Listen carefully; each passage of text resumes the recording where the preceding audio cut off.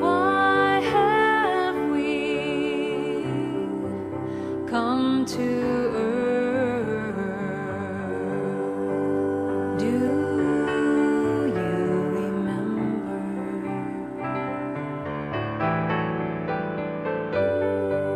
Why have we taken birth? Do you remember?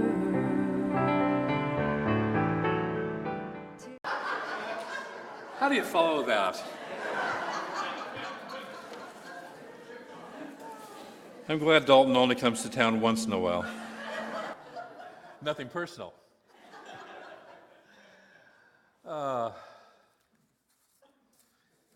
If you're here for the first time,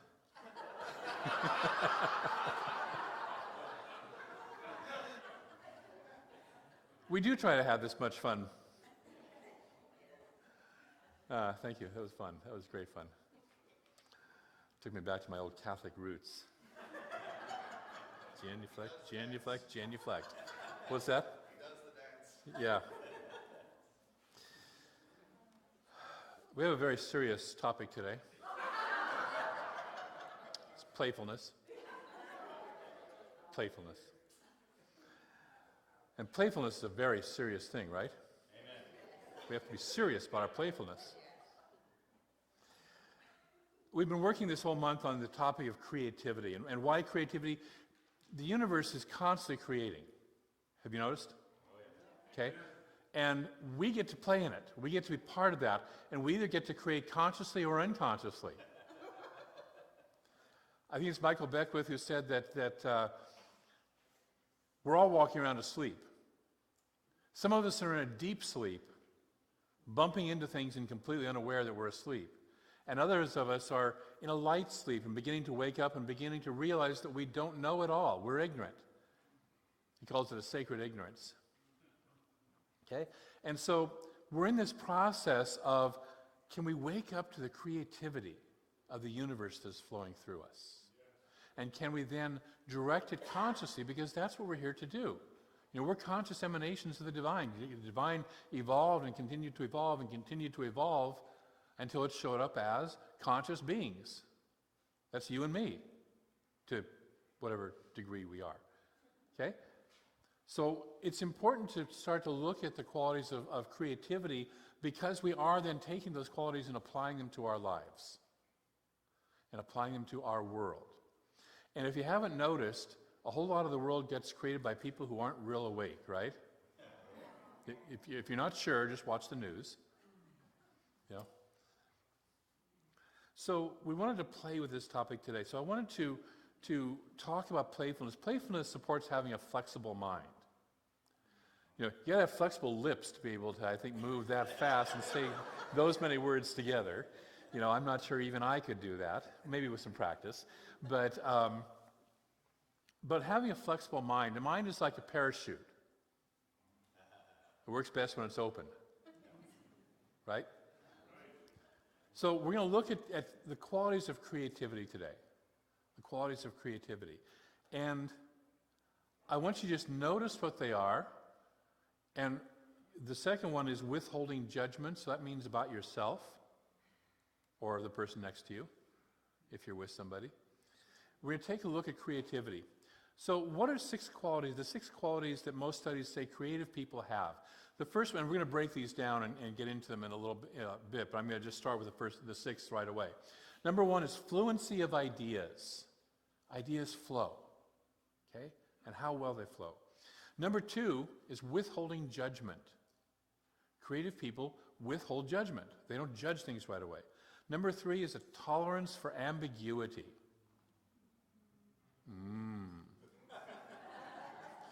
Number 4 is flexibility and imagination. Okay?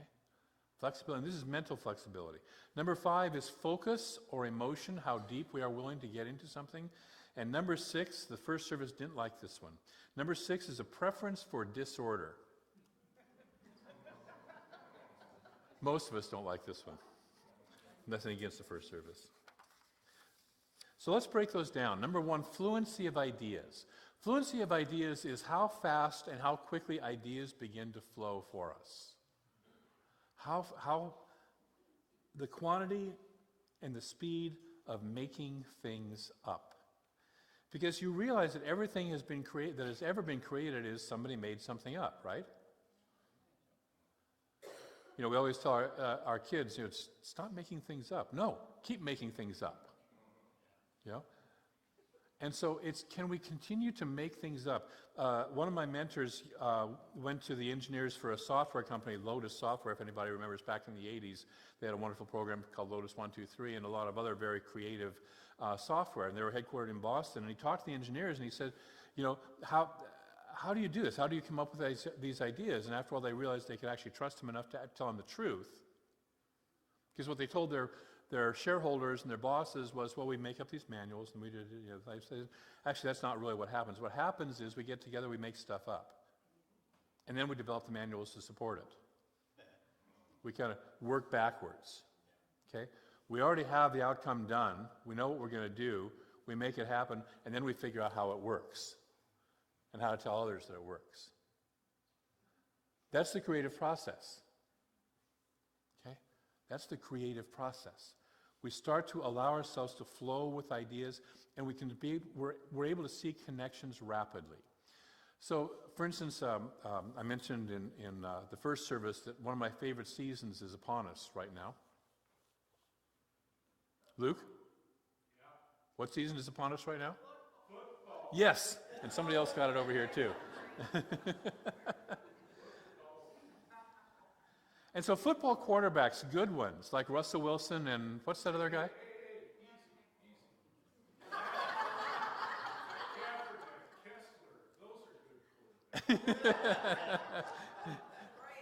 Good football quarterbacks like Wilson, like Kaepernick, like, you know, and this especially the new young, you know, group of quarterbacks have the ability to look and make multiple decisions and make multiple choices right away.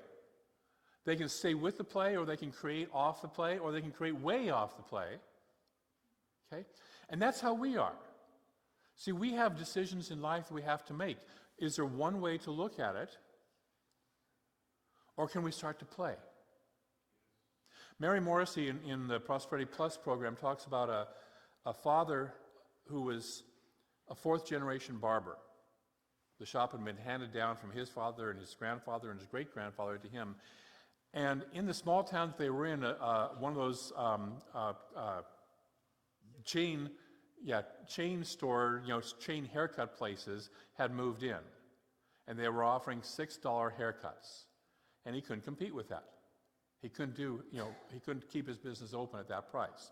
And they were designed to just drive everybody else out of business, and then they would have raised the prices. And so he was there, and his son was visiting him from college. Probably went to Catholic University in Washington, D.C., just like Dalton does. And he came and he had a course in creativity. And the father was basically just, you know, beside himself. He says, you know, after 4 generations, it's going to be on my watch that we lose the shop. Because basically, you know, these are the books that, you know, I'm tanking. I have maybe a month left, and that we can operate it, and then we're done. And his son said, well, let's talk about that. Let's see if we can generate some ideas to keep it open. And the dad says, fine. You know, we wasn't going to play around at first, and finally says, fine. What's an idea? We can close the shop. Now, the son does something really interesting. He doesn't judge the idea. We'll talk about that next. He just says, yes, that's an idea. What else? Okay? See, that's where creative people start to work. They say, okay, that's an idea. That's what looks like the obvious idea. What else? And so they start playing for a while, and they go through some of the kind of logical ideas, and then they get stupid and silly and start playing with weird ideas and crazy ideas, and all of a sudden they come up with an idea. And they look at each other and say, that could work. And so the next day appears in the barber shop a sign that says, we fix $6 haircuts.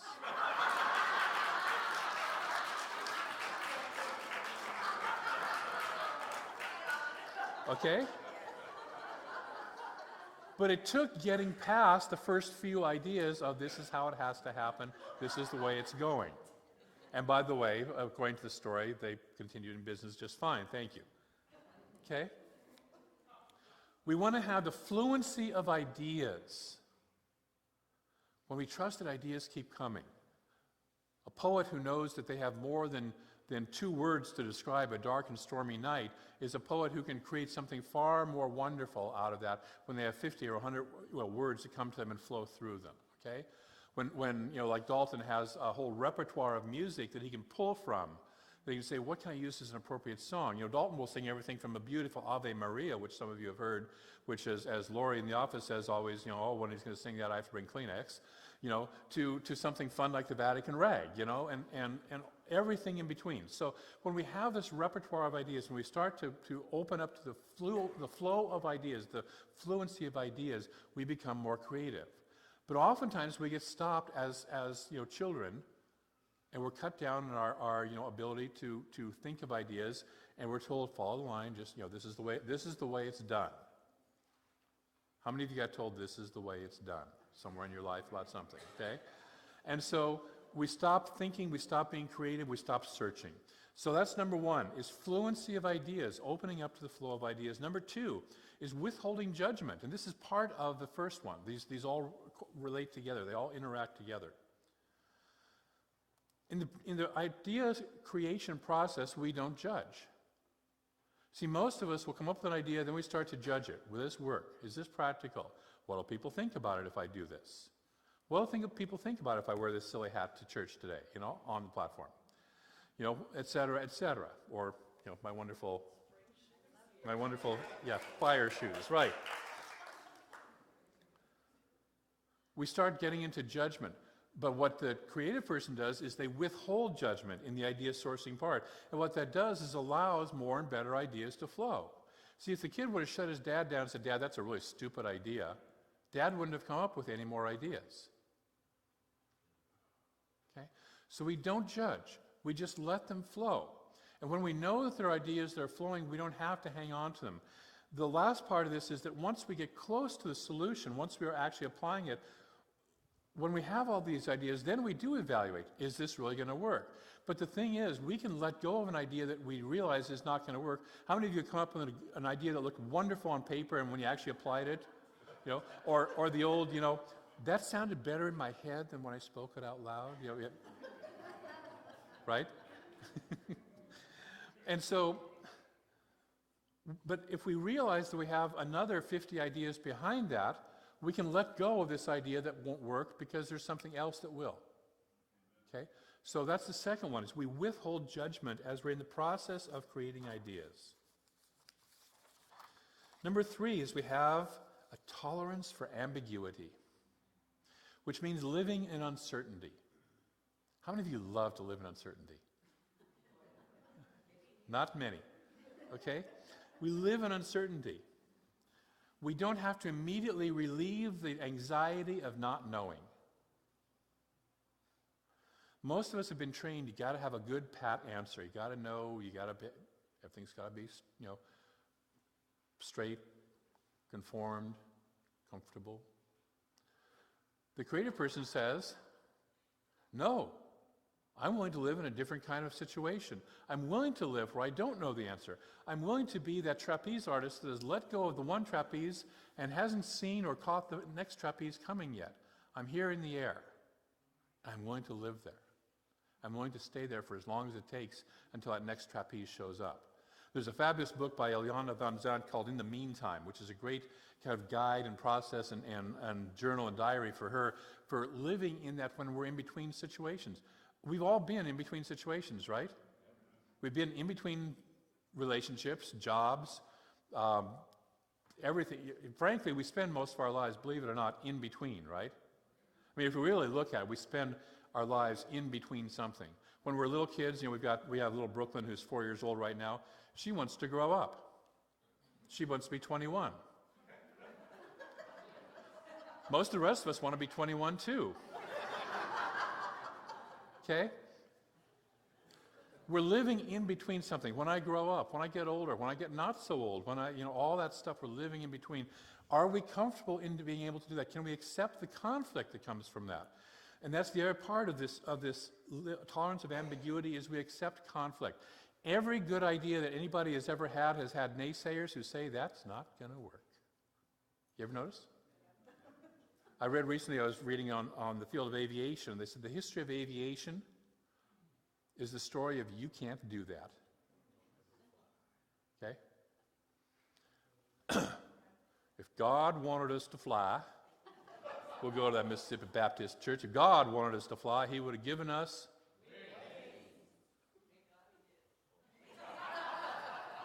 And he did.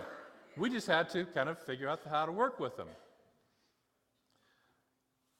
Most of you know that I spent a lot of time in Seattle, and there's a legendary story in Seattle. Seattle has this wonderful summer fest that happens the first weekend of August called Seafair. And it's a festival out on Lake Washington, and it involves hydroplanes and an air show. Usually the Blue Angels are there and stuff like that. And many, many years ago, Boeing was, when Boeing was headquartered out of Seattle, they had just built their first 707 airplane, which is in those days was a very large airplane.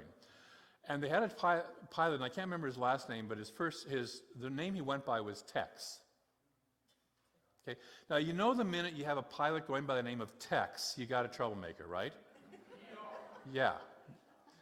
Any of those, there are a couple of names, but Tex is one of those names. And Tex was the Boeing officials had some foreign investors there who were going to buy airplanes for their airline, and they were going to fly this Boeing plane right up the lake and show it off to these guys. Tex, retired World War II pilot, takes the 707 up the lake. Partway up the lake, there's a full slow-motion barrel roll with the entire plane, all the way over. The Boeing officials are sitting there going, "You can't do that, you can't do that, you can't do that, oh my God," They sold a lot of airplanes that day because he did do it and the plane held together. That's creativity. That's the looking at something that everybody else says, you can't do that, you shouldn't do that, and saying, yes, I can. I have a good friend of mine who wrote a book called The Hell I Can't, because the doctors told him he could never get healed from the disease that he had, and he said his response was, the hell I can't. And he did. We resist the call to conform. Most of us, by the time we hit puberty, were in that peer pressure group that said, you've got to be this way. And we started to sit there and go, I'm cool. I'm cool. Nothing's going to rattle this guy. I know what's going on. Nothing surprises me. I'm good. Never seen that before, but I'm not going to let on that I've never seen that before. Okay? We're pressured to conform. And what this quality, this tolerance of ambiguity says is I'm willing to not conform. I'm willing to not live like I'm being asked to live. Non-creatives seek stability, equilibrium, and pat answers. Stability, equilibrium, pat answers. Most of us were taught in college, get a good job. I remember my minister, Kathy Ann, up in Seattle said, her mom always said, learn to type so you can at least fall back as a personal assistant in the government. Get a government job, and like that. Kathy Ann said she never learned to type so she couldn't fall back. Okay? It's kind of like Caesar burning his boats when they landed in England. They landed all the troops in England, and the next thing he did was burn the boats, and he says, we only have one direction to go. It's that way. Number 4, flexibility and imagination. Curiosity, playfulness, being like a child. This morning I was watching our little foster baby, Oliver, who's 10 months old, playing with the light as it was coming in the window on the floor. And he's just having fun with the light. When's the last time you and I had fun with the light? Okay? We opened the blinds. But that childlike wonderment, that ability and that capacity to be surprised. When's the last time anybody was surprised? Just notice in your life, when's the last time was I surprised? And I allow myself to do that. I'm able to easily move from one idea to the next. So I don't hang on to ideas. I don't have to because, again, I've got that fluency of ideas. I don't have to hang on to stuff. Thomas Jefferson said, I'm more interested in the dreams of the future than I am in the history of the past. I'm more interested in the dreams of the future, where I'm going, what is still yet to be revealed, this creative processing flow, than I am in the story of the past. I don't have to hang on to the past. You know, one of the things I love is whenever I hear somebody start to say, well, that's not how things are done around here. We always used to do it this way, and by God, we're going to continue to do it this way. I love people like that. And then I sit down, I listen, and I decide, is that the highest and greatest and best way to do it? And go forward. Number 5, focus or immersion, excuse me. Creative people can lose themselves in what they're doing.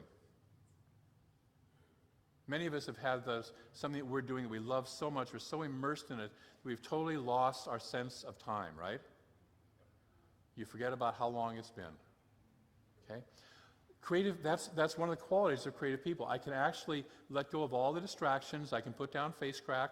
I can, uncheck for my email. You got that joke, right? Okay, good, thank you. A couple people did. For the rest of you, I can put down Facebook, also known as crack cocaine of the internet, face crack. And I can let go of stuff. I can let go of all the distractions. I can let go of what's happening. I can let go of what's happening at my work, not that I ignore it, but I can set it aside for the moment to be present here. I remember one time I was listening to Krishna Das, who's a great chanter and does Hindu chanting. And at the start of it, he said, we're going to let go of all the issues that we're all facing and chant. He said, I don't know that chanting is going to heal anything, but for 2 hours, we're going to let go of all those ideas and all those problems and just chant. And then we'll see how we feel about them 2 hours from now. Okay? Can I get involved in something enough, and that will shift my consciousness and my feelings and my awareness and my ability to be creative back into those life situations. So creative people love their subject. They love what they're creative in. And I'm looking at Shari right there, and she's doing a class on watercolor coming up here that she was so enthusiastic about her announcements about it that the class is more than filled up. The original class filled up, then she opened a second class, that one filled up, and now there's a waiting list for the class that she's going to do in November because she loves watercolor. She's in love with it. Okay, that's a creative person.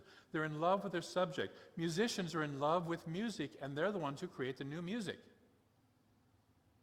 Plumbers don't make new music, have you noticed? Okay? Musicians don't fix your toilet. I'm not putting down plumbers. There's a place for good plumbing. Sometimes you want a creative plumber, and sometimes you don't.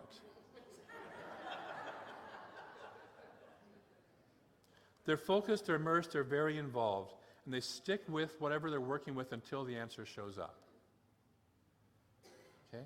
And again, what that takes is living in uncertainty. See how these all tie together? The 6th and last one, preference for disorder. Now notice that word is not tolerance of disorder, it's preference for disorder. Now what I want to say first is that does not mean you live in a constant mess. Okay? You don't have to have your office looking like mine in order to be a creative person. Preference for disorder simply means that you're willing to have things be out of alignment a bit. You like asymmetry. Okay? You're not into straight lines and everything having to line up and be, sequential, perfect, one right after the other. Okay? The brain gets bored eventually with straight lines, everything being perfect, knowing what your next day is going to bring. I remember when I was younger, I was talking to a young man who was just out of business school, and he told me what his life was going to be like, how it was going to unfold, the job he was going to have now, the next job he was going to have, the promotion, the wife he was going to marry, the 2.6 kids they were going to have, 2 kids they were going to have, and when, okay, and all this stuff. And it was all I could do to keep from laughing out loud. I just politely listened, because I knew that that was not how his life was going to unfold. no matter how good he was at keeping it all together. Okay? But that's what non-creative people love, that let's get everything in order. And there's a place for order. I'm not saying live in a constant state of chaos either. But a preference for disorder, a preference for things being a little bit on the edge, a little bit dangerous, because that keeps us awake. It keeps us awake when we don't know what's going to happen next. We go for adventures, we go for vacations, we go for stuff just to get ourselves, we go to movies to scare ourselves, right? We don't know what's going to happen next. You know, we listen for that thing called spoiler alerts, you know, which tells you how the movie's going to end. You don't want to do that, you know, and most people don't want that spoiler alert. Okay? So we like to have something that challenges us, that keeps us on edge, that keeps us awake, because that's what's happening, that's what the creative edge is, and that's what life is about. So things are not all lined up in straight columns. And we have the ability to surprise with beauty, with insight, with humor, because that's the nature of the universe. How many of you have been surprised by the universe? How many of you have been surprised by the universe more than once? Okay? That's the nature of the creativity of the divine. Okay, repetition and predictability is boring and it's death. It's death to the brain. And it's not how the universe works. So are we willing to be surprised? Are we willing to have a preference for disorder? Or at least try it on? Okay? And again, what I mean by that is not that your life has to be a total walking disaster mess. We've met people who their whole life is, past disorder into massive chaos, right? That is not what I'm talking about. Okay? Disorder is just, I'm willing to have things be a little bit askew, so it keeps me on my edge, it keeps me growing, it keeps me thinking, it keeps me awake and aware and looking. Okay. So those are the 6 qualities of the creative person. Fluency of ideas, withholding judgment, tolerance of ambiguity, flexibility and imagination, focus or immersion in what they're doing, and preference for disorder. So as we've been talking about this, you, like me, have probably been evaluating yourself as you go along. How am I doing with this? Okay? And it's good to evaluate. The thing I will invite you to not do is judge yourself. Well, I can't be creative because I'm not that way. Okay? Don't stick your hand up. The good news is, the cool news is, we can improve each of these skills. We can start to be more playful. We can start to bring more ideas if we're willing to take the time and stretch our mind. You know, a lot of us will go to yoga or Tai Chi or doing things like that just to stretch our bodies. Will we stretch our minds? Will we stretch our ability to be creative and playful? You know, even people who are great artists, you know, sometimes get into a period where they're just repeating themselves over and over again. Okay? So even if you're have been creative doesn't mean you are currently creative. Just because you're not creative now doesn't mean you can't be more creative. So we're gonna look at a couple processes this week to go and stretch yourself, to go and play and be more playful. But one of the things that you have to understand is, why would I want to? Why would I want to be more creative? You know, Reverend David, my life is pretty good. Why would I want to bother to get into disorder and uncertainty and be hanging out there in the ethers? And the answer is because we're in the process of waking up spiritually. And waking up spiritually is about being creative. Waking up spiritually is beginning to see that the dream that we think is real isn't. Tony Robbins, the motivational speaker, who used to do a lot of one work with people and use hypnosis as a process, was once asked, is it hard to put people into a trance? And he says, no, that's easy. He says, the hard part is to get people out of the trance they're already in. To get people out of the trance they're already in. See, our worldview, our life view, our how we view the world is a trance, and it is for all of us. One of my teachers used to work with prisoners, and he says, I love working with prisoners because they know they're in prison. They can see the bars. Okay? For most of us, we're in prison and we don't know it. Well, actually, for all of us, we're in prison and we don't know it. Are we asleep? Are we beginning to wake up? The process of enlightenment, the process of spiritual awakening is literally that. It's the waking up. The Buddha said, I am awake. I'm not a saint. I'm not anything else. I'm awake. So this creative process is getting out of the trance, getting out of the trance, getting out of the trance. And it takes us being on that green growing edge of, am I willing to be looking at my life and thinking something different than I used to think about it? Am I willing to look at my life and feel something different than I felt about it before? Am I willing to approach it in a unique and different way than before? Instead of just taking the pat answers and walking around asleep. So that's my invitation this week. Is that we start to create our own new world. We start to, as Jefferson said, look at the dreams of the future, and we create our dreams of the future. We dream the dreams that become our future, consciously or unconsciously. Are we willing to play with that and create something new, fresh, alive, and abundant? Yeah. And I know you are. That's why I know I'm preaching to a choir in this center. But just look at that in your own life. And are you willing to do even more than when you say yes, I'm going to invite you to go beyond the yes. A little bit more beyond the yes. However much you think you're willing to go, would you be willing to go a little bit more than that? Just to play. So this week, what I want to invite you to do is 3 things. Number 1, notice how creative you feel. Just notice. Don't judge yourself, just notice. We just talked about creativity. How am I feeling about that? Well, I'm feeling kind of, ooh, okay, yeah. Or I'm feeling, wow, yeah, I'm really pretty darn creative. Okay, just notice, just be aware. It's just a snapshot of where you are. It's just this moment. Ernest Holmes says that we don't deny the condition exists, we deny that the condition has to continue to exist. Okay, so we're in the process of, if you're sitting there going, God, I haven't been creative in 35 years, it's like, okay, that's fine. There's a lot of people like you, and there's a lot of people who will never even ask themselves the question. So if you're even willing to ask the question, you're a step ahead of probably 90% of the population. Number 2, would you be willing to be more playful and more creative in your life? Okay, that's your second part of the homework. Number 1, just notice how you feel, how creative you feel. And number 2, are you willing to be more playful and more creative? Are you willing to bring a curiosity like a child into your life? Another way I do it is are you willing to be an alien who's just landed on this planet and doesn't know a thing about it?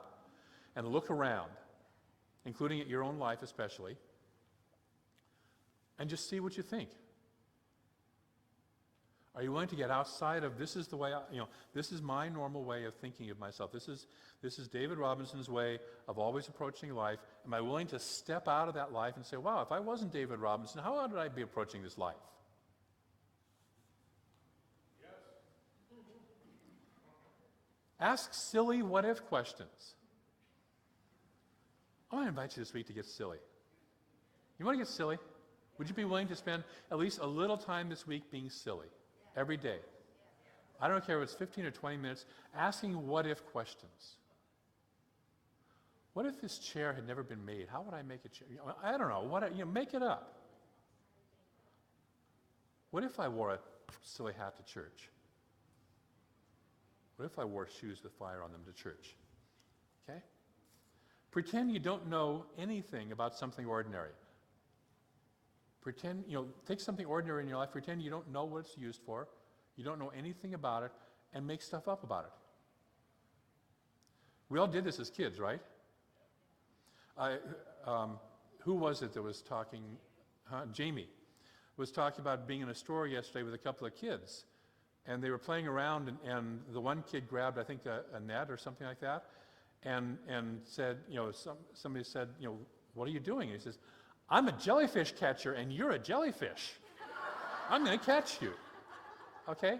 3 years old, 4 years old, it's like, where did that come from? Okay? That's our creativity. So would you be willing to play like that this week? And just be playful. Number 3, take a specific area where you would like a solution in your life and play with that. I want to invite you to be like the Red Queen out of Alice in Wonderland.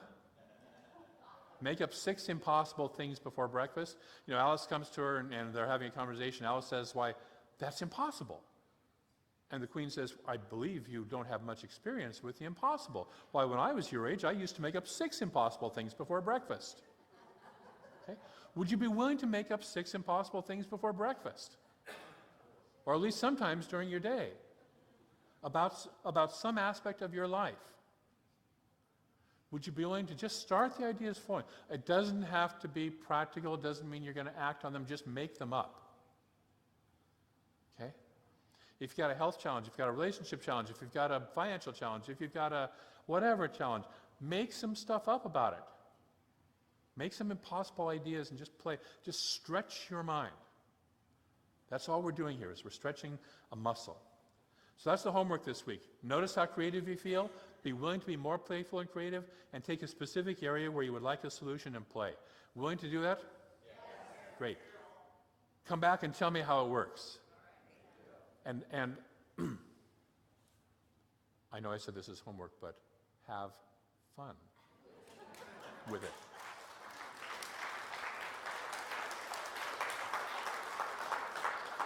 I'm going to close with a quote from my favorite poet, one of my favorite poets, American poets, E.E. Cummings.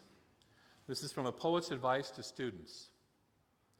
Almost anybody can learn to think or believe or know, but not a single human being can be taught to feel. Think about that for a moment. Or better yet, feel that for a moment. Not a single human being can be taught to feel. The moment you feel, you're nobody but yourself. And that's a hyphenated word, so it's all basically a run-on word of one. The moment you feel, you are nobody but yourself. To be nobody but yourself in a world which is doing its best night and day to make you everybody else means to fight the hardest battle which any human being can fight and never stop fighting. This week I invite you to be nobody but yourself. I invite you to not let the world continue to tell you who to be, what to be, and to feel, who am I truly, and how do I want to play in this world? Let's pray. So taking in a deep breath, I know that there is only one infinite presence. Pure love, pure playfulness. The humor of God is rampant all over this planet and all over this universe. The joy of the divine shows up everywhere. This infinite presence has individualized itself as each of us. How wonderful. How creative. How playful. And so we get to be God in form on this planet, which is itself part of God, an expression of the divine. And so I speak my word that we join in the dance of joy of spirit, the dance that takes place at the subatomic level, clear throughout into the most macro level of space. That dance of the divine. Whether it's waves and particles, whether it's stars and galaxies, and universe after universe. We are in it already. And so to fully engage in that dance, to notice that in that dance, everything is in motion. Dancers don't stand still. They are in motion when they dance. And so we are in motion. We are willing to be a part of that motion, a part of that in-breath and out-breath of the divine, that dance, that movement. We simply allow ourselves to be danced by God. We say yes to that dance. We say yes to the creativity that wants to express through us. We take off whatever it is we have used to hold it back in the past. We express that power. We let go of the fear. We express the joy. And we live and breathe and play in that consciousness. And this is my word that I speak for each and every one of us, that we do this to a greater degree than we have ever done it before, that out of this comes great good in our lives and great good in this world. And for this good, I am so grateful. For each and every person who today is saying yes to being creative, to being playful, to entering this joyous dance of the divine, I am ever so grateful, because it takes courage, it takes a willingness, it takes a surrender into something greater than we've ever been before. For the spirit that illumines and dances through all this, I'm ever so grateful. And so I release this word into a law that moves it into form and expression and experience in, through, and as each and every one of us and all of us collectively. And know that it is done right here and right now. And together we say, and so it is.